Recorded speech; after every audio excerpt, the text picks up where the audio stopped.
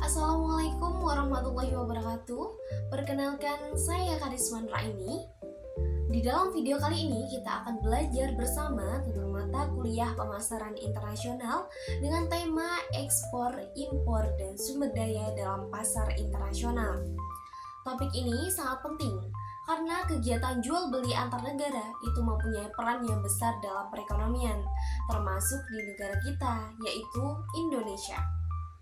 Nah, sebelum itu kita harus mengetahui apa itu pengertian pasar internasional.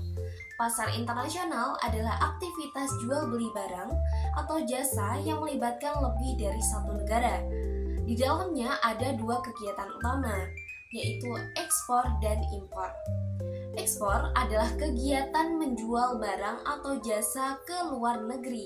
Tujuannya untuk mendapatkan keuntungan, memperluas pasar, dan menambah devisa negara. Sedangkan impor adalah kegiatan memasukkan atau membeli barang dari luar negeri ke dalam negeri.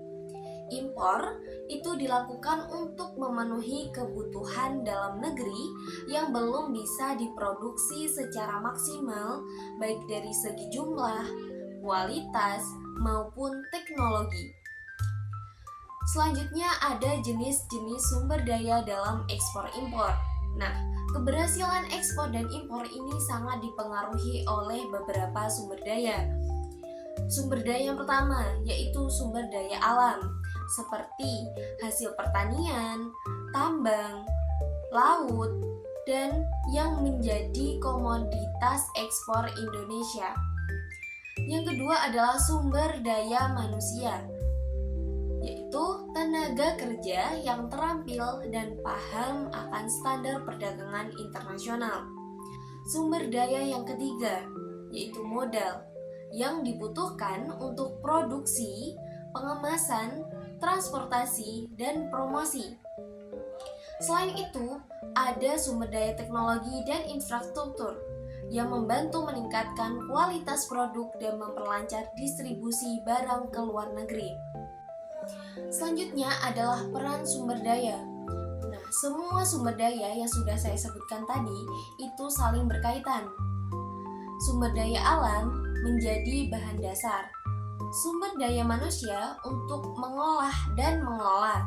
Sumber daya modal untuk mendukung pembiayaan.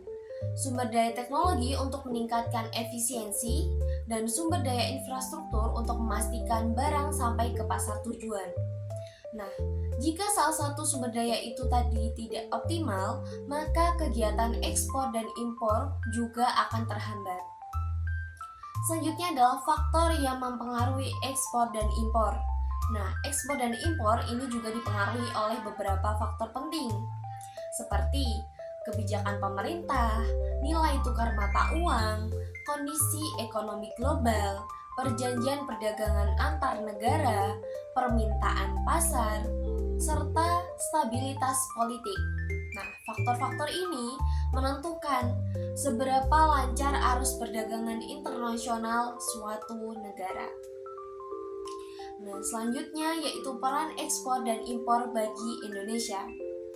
Bagi Indonesia, ekspor ini berperan dalam peningkatan PBD, membuka lapangan kerja, dan menambah devisa negara. Sementara itu, impor membantu memenuhi kebutuhan bahan baku, barang modal, teknologi, serta menjaga stabilitas harga di dalam negeri. Nah, keduanya ini saling melengkapi dan sama-sama penting bagi pertumbuhan ekonomi nasional. Yang terakhir, sebagai kesimpulan, yaitu ekspor dan impor ini tidak bisa dipisahkan dari peran sumber daya. Jika dikelola dengan baik, kegiatan ini atau ekspor dan impor ini itu dapat meningkatkan daya saing dan mendorong pertumbuhan ekonomi Indonesia secara berkelanjutan. Sekian penjelasan dari saya, kurang lebihnya saya mohon maaf.